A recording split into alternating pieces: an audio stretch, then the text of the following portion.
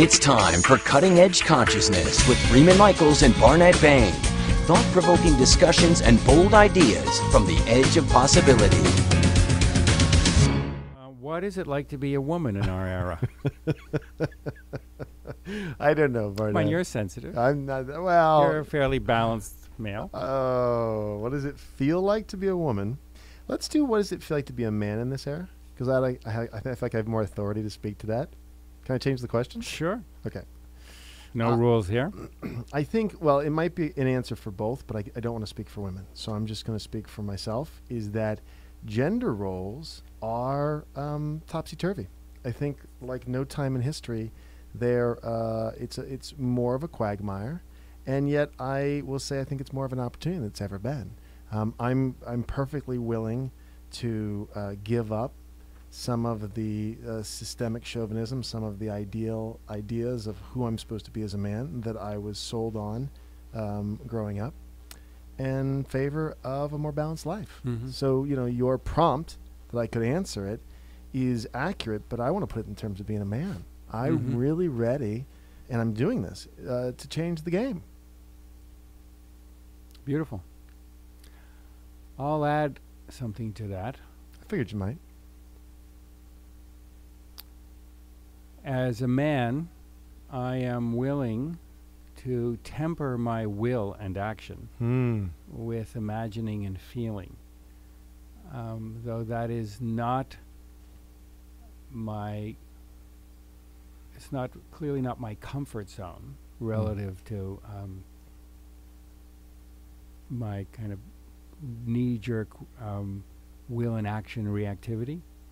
But I'm willing to balance them out. I actively seek balance. And the women close to me are likewise seeking to balance their imagining, feeling, connecting with will and action. Yeah. And I see it in the culture as well. I see it in terms of the feminist movement, going back to Betty Friedan, etc. This claiming of denied will and action, so aggressively, so passionately claimed that for a period there was an imbalance the other way, where women became the men they wanted in their lives. They wanted to find, and they became them themselves. So there became an imbalance of will and action, and men became feminized. Many men, not all men, but many men became ashamed of their masculinity, of their will and action, of the systemic chauvinism. So we reacted by becoming overly sensitive. Yeah. And overly sensitive. There's nothing wrong with being sensitive, but at the expense of turning our backs on will and action.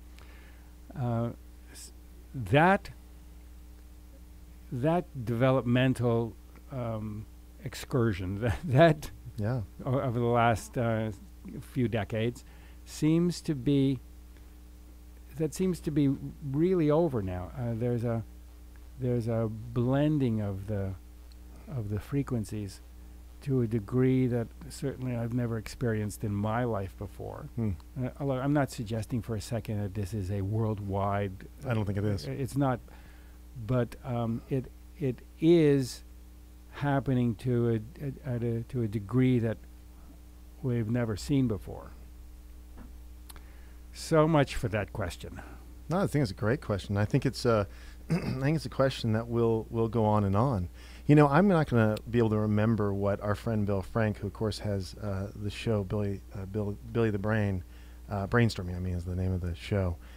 He was quoting something, and I'll just paraphrase it a little bit, having to do with the number of women who and how they're outpacing men. Yes, I saw that as well. It was like in the New York Times or the New York Magazine about almost a year ago. The numbers of university graduates, female university graduates, are disproportionate to the numbers of male graduates. The workforce, the educated workforce the number in of our major cities executives is predominantly female. Yeah. There's a shaking out of what it means to be male and what it means to be female. There is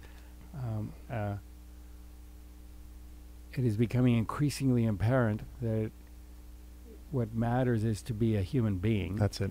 An individual with a blend of blending. imagining and willing nicely done. and action and feeling, all of that knitted together so that we can become whole beings. Yeah, and I feel that way. I mean, so my answer, going back to what I was saying, is that the opportunity for me is to put down a bunch of these assigned identifiers. Identify with this kid, you're a boy.